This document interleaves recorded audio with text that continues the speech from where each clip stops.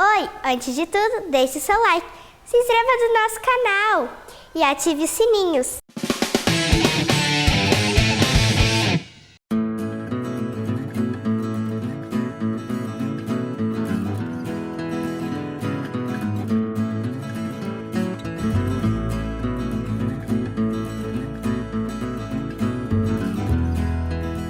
Rica em belezas naturais, vistas incríveis de tirar o fôlego e até comidas conhecidas por todo o Brasil. Ao pisar em terras mineiras, prepare-se para comer bem e comer muito. Quando o mineiro recebe visita, a mesa está sempre posta, como de costume. Café com broa, pão de queijo, doces variados e o delicioso queijo Minas. Minas Gerais é o quarto maior estado do Brasil, ficando atrás apenas do Mato Grosso, da Amazônia e do Pará. E além disso, é o segundo mais populoso, com 21 milhões de habitantes espalhados pelas mais diversas cidades. Tem uma população maior que muitos países famosos pelo mundo afora.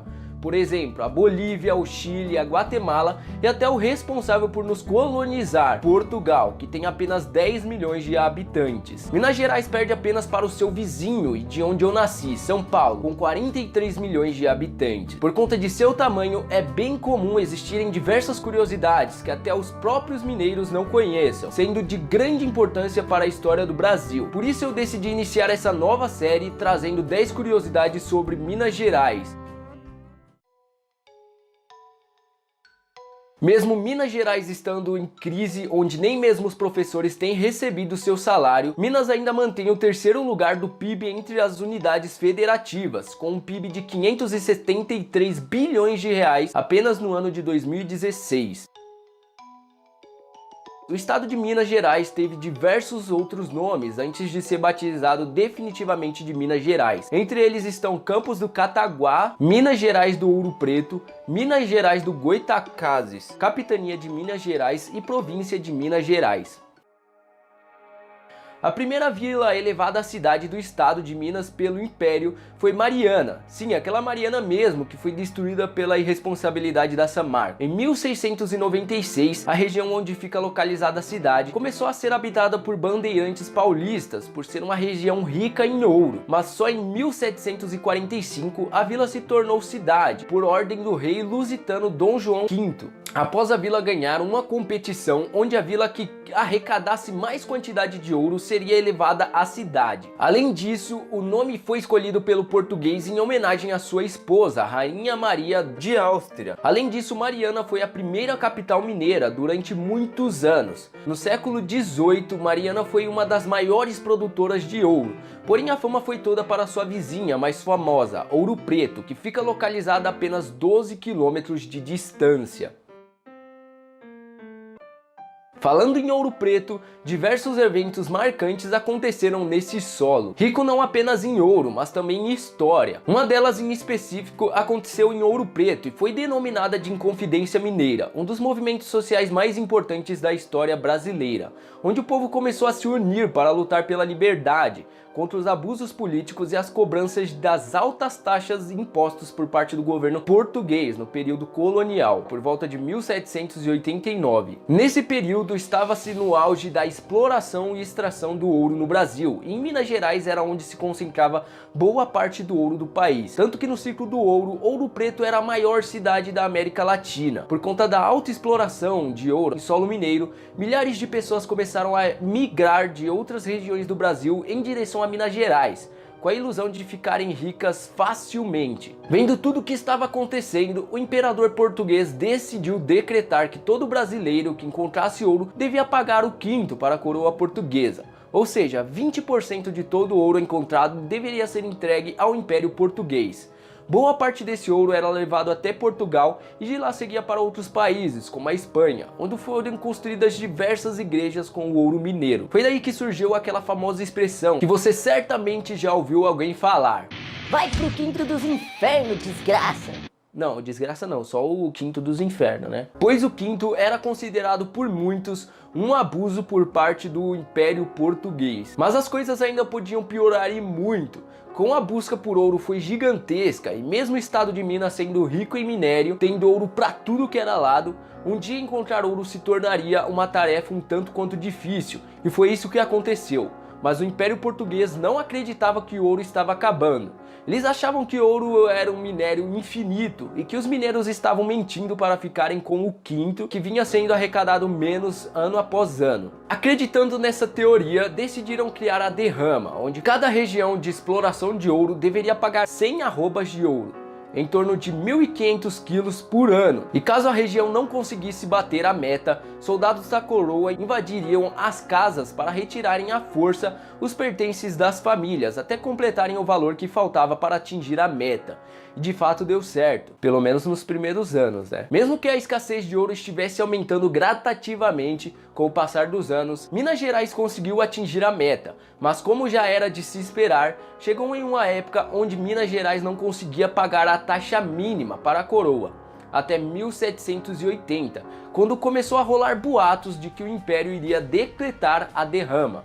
Por conta dessas medidas extremas adotadas pelos portugueses, um grupo formado pela elite mineira ficou totalmente insatisfeito com as ameaças da coroa. Com isso, um grupo de pessoas começaram a se reunir secretamente em diversas casas nas redondezas de Ouro Preto, grupo que viria a se tornar os Inconfidentes. Eles costumavam discutir propostas com a intenção de acabar de vez com toda a situação.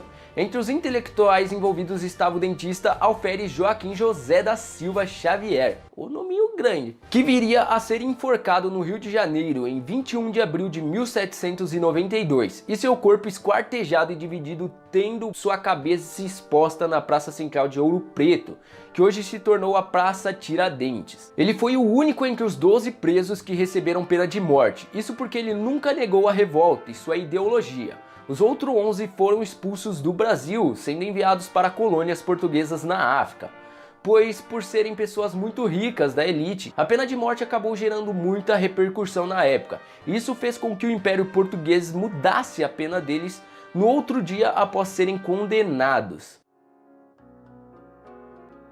Da Inconfidência Mineira vem outra curiosidade interessante sobre o estado de Minas Gerais. Caso a revolta tivesse surtido efeito, hoje provavelmente eu teria que passar por uma fronteira para ir até Minas Gerais, ou eu nem teria nascido em São Paulo. Isso pois Minas Gerais não seria mais apenas um estado, e sim um país. A ideia dos Inconfidentes era conquistar a liberdade e a independência do estado de Minas Gerais, implantando o sistema de governo republicano, utilizado atualmente aqui no Brasil. Para isso, além de terem escolhido Mariana como a capital do país, que Minas Gerais se tornaria, também chegaram a definir até mesmo uma nova bandeira que os representaria. Ela seria composta por um fundo branco com um triângulo vermelho no centro e com a frase escrita em latim: Liberdade ainda que tarde, frase retirada de um poema escrito por Pablo Virgílio Maro, poeta da época do Império Romano. Mesmo que a revolta dos Inconfidentes tenha falhado e muitos tenham sido expulsos do Brasil, anos mais tarde a bandeira que teria sido planejada para ser a do país acabou se tornando a bandeira do estado de Minas Gerais. E sua frase fez total sentido, pois mesmo após 100 anos depois da revolta dos Inconfidentes, o Brasil se tornou uma república liberta do imperialismo português, tornando o sonho de muitos realidade, mesmo que após a morte.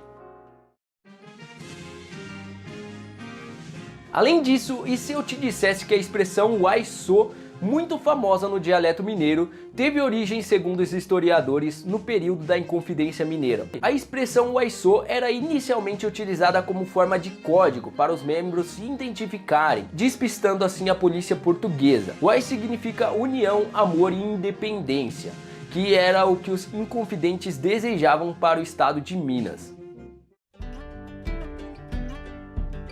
Em Minas Gerais fica o menor município do Brasil, ocupando uma área de apenas 2,8 km², que faz divisa entre São João del Rei e Tiradentes. Mas nem por isso sua população é composta por fantasmas. Mesmo sendo o menor município, Santa Cruz de Minas tem uma população de 8.547 habitantes. Em contrapartida, a menor cidade do Brasil fica localizada na região centro-oeste do estado e se chama Serra da Saúde, com incríveis 786 habitantes. Por ser o segundo estado mais populoso do país, muitos famosos que marcaram presença na história do país nasceram em Minas Gerais. E a lista é bem extensa, entre eles estão Carlos Drummond de Andrade, Altran Dourado, Guimarães Rosa, Murilo Mendes, Fernando Gabeira, Frei Beto, Rui Castro, Fernando Sabino, Pedro Nava, Alberto Santos Dumont. Muitas pessoas dizem que o trem de pouso só se chama trem de pouso porque Santos Dumont era mineiro. O queijo mineiro pode não ter sido desenvolvido totalmente aqui no Brasil, mas a terra do leite, como é conhecido Minas Gerais, tem suas invenções que partiram do queijo. Uma delas bem famosa no Brasil inteiro por fazer parte de diversas receitas é o queijo cremoso, mais conhecido como queijo catupiry ou requeijão em alguns lugares. Muito utilizado pelas pizzarias para rechear bordas e lanchonetes como a famosa coxinha com catupiry, que também é uma invenção mineira. O requeijão foi inventado por um casal de imigrantes italianos há 117 anos atrás, em 1911, na cidade de Lambari, e de lá para cá ficou mundialmente conhecido por ter diversas finalidades. E para finalizar nossa lista, esse estado incrível repleto de pessoas acolhedoras tem o maior museu a céu aberto do mundo, o Instituto Inhotim, localizado em Brumadinho. Sim, eu escrevi esse roteiro antes de acontecer tudo o que aconteceu e ainda bem que o Instituto não foi afetado, apesar dele ficar localizado perto do rio, onde boa parte da lama passou. Ele foi fechado após o acontecido, mas ainda assim eu vou relatar um pouco sobre as coisas incríveis que tem nesse instituto que eu infelizmente não pude conhecer, mas que um dia eu espero ir até lá. A 60 km de Belo Horizonte é uma ótima opção para os amantes da arte contemporânea, contando com jardins botânicos, lagos artificiais, pavilhões com pinturas, esculturas, desenhos, fotografias e vídeos. Ele foi fundado na década de 80 pelo empresário mineiro Bernardo Paz, e desde então veio se expandindo. Hoje conta com uma área de 140 hectares abertos à visitação. Por ser um museu aberto, em seu acervo está uma extensa coleção de espécies tropicais raras. Mesmo sendo fundado nos anos 80, ele só foi aberto ao público em 2006, se tornando destino para turistas do mundo todo. Como definiu o poeta Carlos Drummond de Andrade, ser mineiro é ser religioso e conservador, é cultivar as letras e artes, é ser poeta e literano, é gostar de política e amar a liberdade, é viver nas montanhas e ter vida interior, é ser gente. E se você é um mineiro de bem, saiba que você é uma pessoa de sorte.